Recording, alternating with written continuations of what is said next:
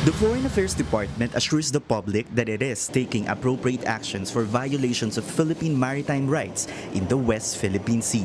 The statement comes after Washington-based Asia Maritime Transparency Initiative recorded 3 incidents in the recent months involving the alleged intimidation or interference of Chinese Coast Guard ships with Philippine and Taiwanese research vessels in our territory.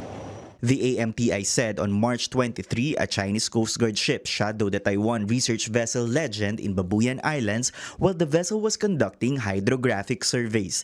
The activity was in partnership with researchers from the University of the Philippines. On April 6, both Taiwan and the Philippines sent their Coast Guard vessels to protect Legend. The game of cat and mouse ended on April 9. In a statement, the DFA said that it has summoned a senior Chinese official from the embassy on April 13th to protest the incident. In the same report, a Chinese vessel followed 2 survey ships commissioned by local oil company PXP Energy in Reed Bank. The DFA says it is now reviewing the Reed Bank incident for possible diplomatic actions. Few weeks after the Reed Bank encounter, the Chinese Coast Guard and 2 militia ships interfered with Philippine research activity by MV DA-B4 at Ayungin Shoal. The DFA says it has also lodged diplomatic protests over the encounter.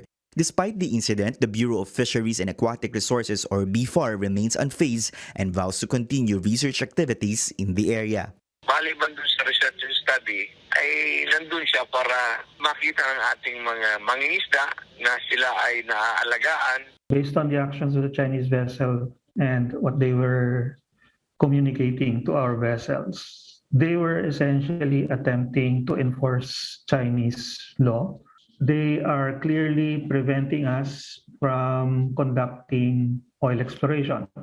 An expert says that Chinese activities in disputed areas will not stop anytime soon. The challenge now is for the incoming administration to be more assertive when it comes to the West Philippine Sea.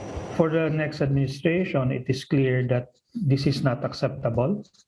It should not be seen as the administration that finally gives them up.